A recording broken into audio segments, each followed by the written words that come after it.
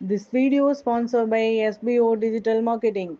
நீங்கள் work from home job opportunity பார்த்துட்டு இருக்கீங்களா? அப்போது SBO டிஜிட்டல் மார்க்கெட்டிங்கில் ஜாயின் பண்ணுங்கள்.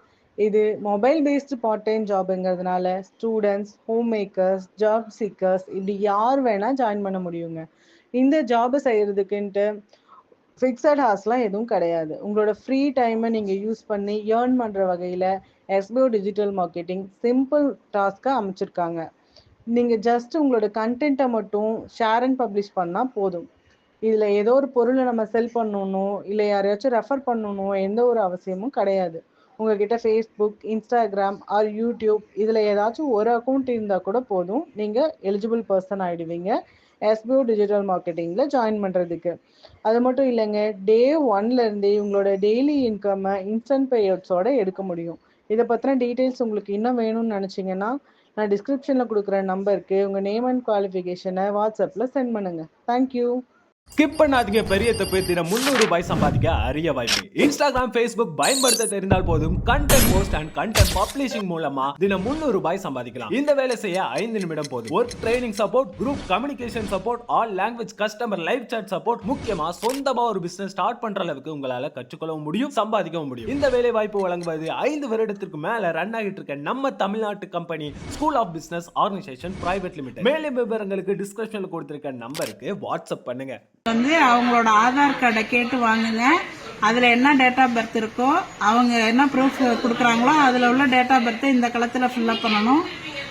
அடுத்தது ஆதார் நம்பர், அவங்களோட ஆதார் நம்பரு, அவங்களோட மொபைல் நம்பர் அடுத்த கட்டத்தில் எழுதணும்.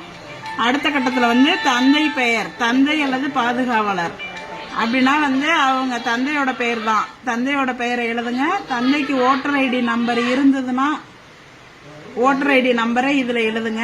அடுத்தது அவங்களோட அம்மாவோட பெயர், அவங்களோட அம்மா பெயர் இங்கே, அவங்களோட வாக்காளர் அடையாள அட்டை எண்ணை இங்கே போடணும். அடுத்தது துணைவரின் பெயர்னு போட்டிருக்காங்க. இவங்க இந்த லேடிஸாக இருந்தால் அவங்களோட ஹஸ்பண்ட் நேமு, அவங்களோட ஓட்டர் ஐடி. ஜென்ஸாக இருந்தாங்கன்னா அவங்களோட ஒய்ஃபோட பெயர், அவங்களோட ஓட்டர் ஐடி நம்பரை இந்த கட்டத்தில் ஃபில் பண்ணணும். இது 2025 தான் இருக்கிறாங்க. 2002 அவங்களுக்கு ஓட்டு இல்லை அப்படின்னாக்க இதை மட்டும் நீங்கள் ஃபில்அப் பண்ணி கீழே வாக்குச்சாவடி இது அவங்கள்ட்ட கையெழுத்து வாங்கிக்கிட்டு கீழே நீங்கள் சைன் பண்ணி கொடுத்துட்டா போதும்.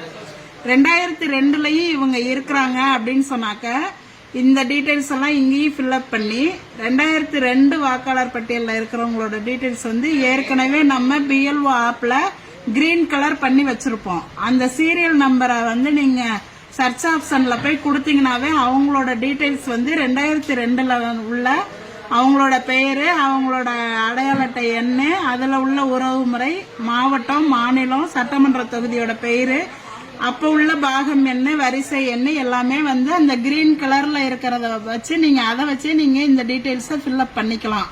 2002 இருந்தாங்கன்னா.